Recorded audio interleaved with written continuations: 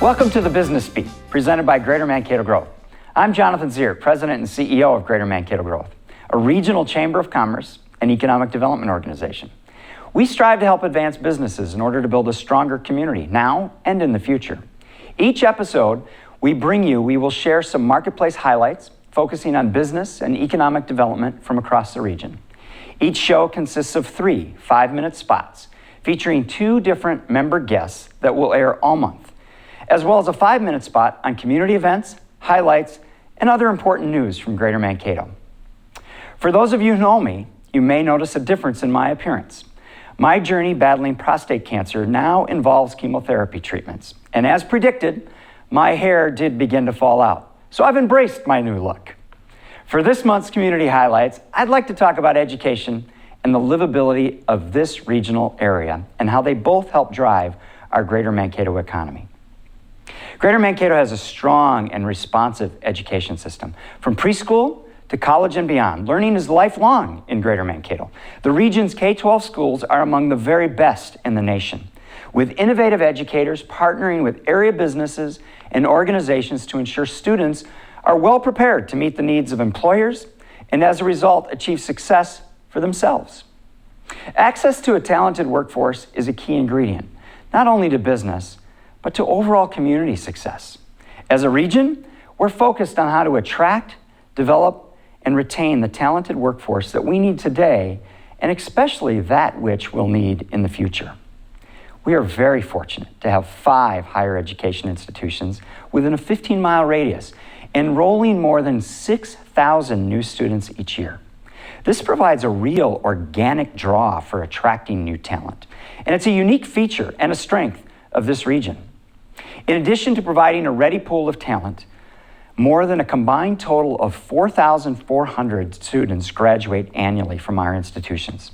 These higher ed institutions provide continuing education and industry-specific training for area businesses, as well as provide a ready pool of talent for their combined total of more than 26,000 students each year. Other organizations also provide an abundance of professional development opportunities, including the more than 30-year-old Greater Mankato Leadership Institute and Greater Mankato Young Professionals Program. These are prime examples of how Greater Mankato is so committed to optimizing our talent surplus and supporting the abundant learning opportunities. Not only do we have a strong educational presence, but those same higher education institutions are also some of the largest employers in Mankato and North Mankato MSA. You can learn more about Mankato Area Public Schools and our 5 higher education institutions that I've mentioned today by visiting our website at greatermankato.com/education. One strategic focus for Greater Mankato Growth and its constituents is to provide many avenues of support for businesses and organizations so they may thrive and prosper with an appeal to recent graduates, making economic diversity and the livability of our region the best reasons to make this place their home. Strengths that add to the vitality and appeal of this region can be attributed to some noteworthy accolades, such as Forbes naming us the best small places for business and careers, most affordable college town in Minnesota, or being number 19 in the nation's top college towns and 5th for having the lowest cost of doing business in the Midwest. You may have heard some new developments in areas such as agriculture and how southern Minnesota and northern Iowa are an agribusiness epicenter, now referred to as Green Scene. There's also a deliberate focus on our city center marketplace, and it's serving as the regional urban center, including the emergence of innovation development opportunities. The businesses and the activities that are stemming from such developments will further develop, as well as retain, the talent pool and contribute to the continuation of Greater Mankato's economic prosperity. Now, we'll have a couple of guests from our marketplace next that will share about their businesses in our Members to Remember segment. We want to give you an inside look at who they are and how they contribute to making Greater Mankato even greater.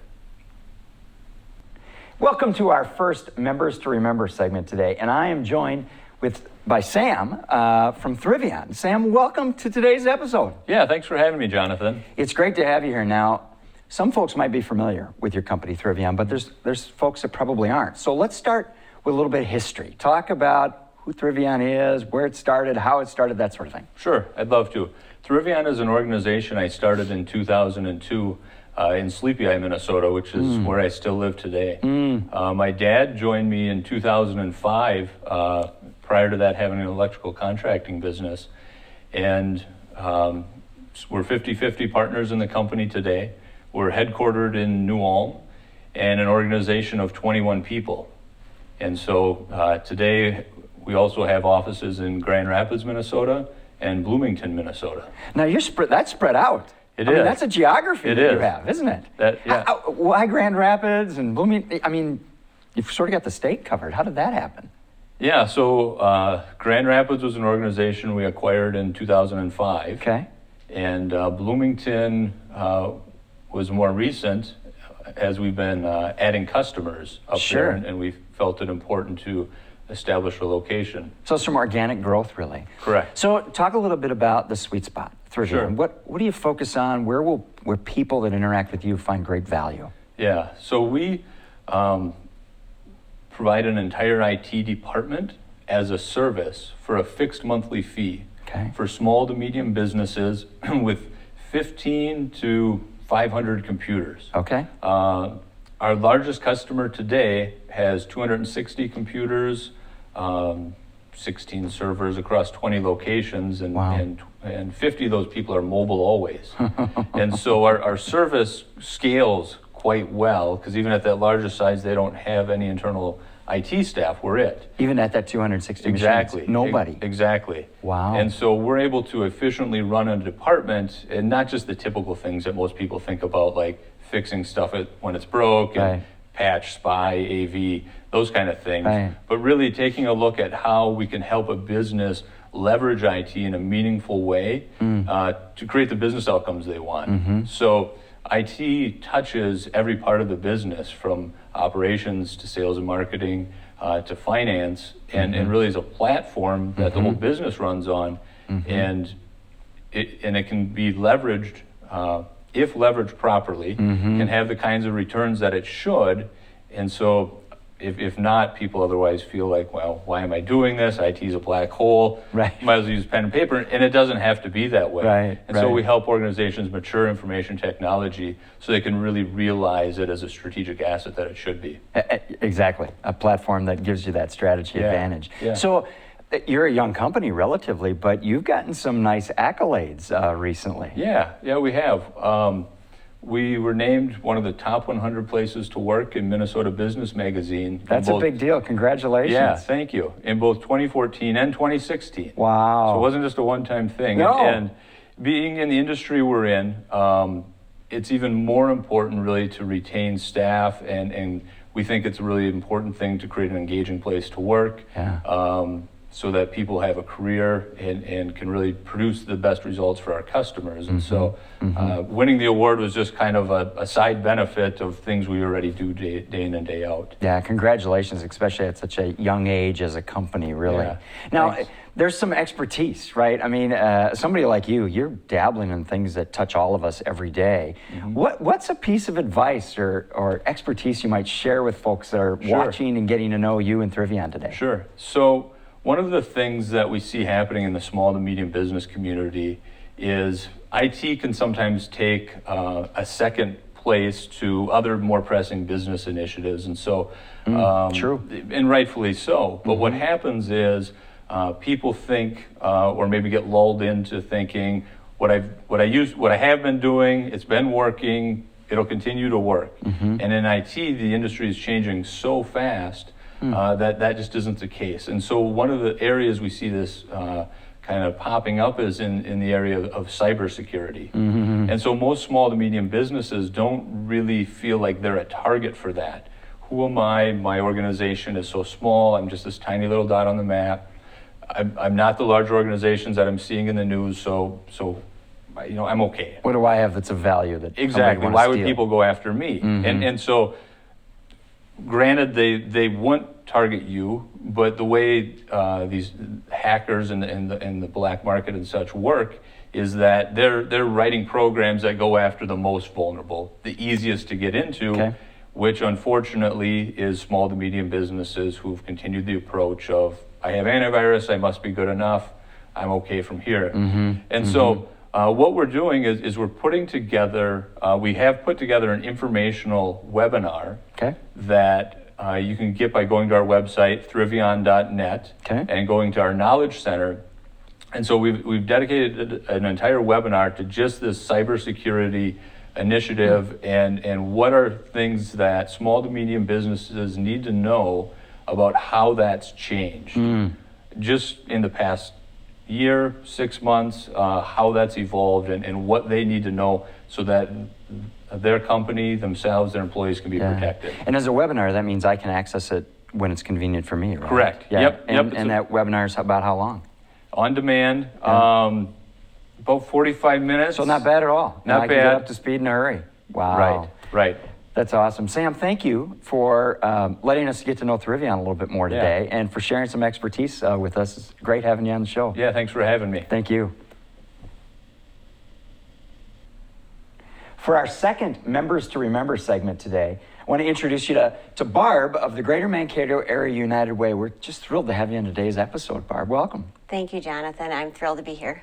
Now, United Way, I hope that most of our audience is quite familiar with the United Way, but there's always a chance there might not be, but even so, some folks might not even know the history about United Way. So maybe just give us a quick background about United Way and United Way here in our region. Sure. It actually is our 85th anniversary this year. We're celebrating. Congratulations. Thanks. It's a wonderful achievement, and it's a wonderful organization to be a part of. And so what United Way's history has been and going forward is being the balancer of the communities it's responsible for. And that means it does that through basic needs, health, and education. So those are the three pillars that need to stay strong in our communities to keep our communities strong for people to want to move here, right, and bring their families and do all sorts of things. Right, the balancer, it's a great phrase. Now, the Greater Mankato Area United Way over the last number of years and even the last year has really changed within the region. It's had some evolution. Take us through that. It has. We have grown by another county, and that's Waseca County. So we have all of Blue Earth County, all of Nicollet, all of Le Sueur, and now all of Waseca. And it's been a great addition because it's just perfectly fit because people work and play in that same place. So we have people in Mankato that may live in Mankato, but they work in Waseca and vice versa. We have that through St. Peter, Le Sueur, Lake Crystal and that. So it's just meant to be to have them be a part of our umbrella. It really is sort of from a regional marketplace's evolution. We've always talked about the regional trade area and the labor sheds and how people move in and out of the community going multiple directions.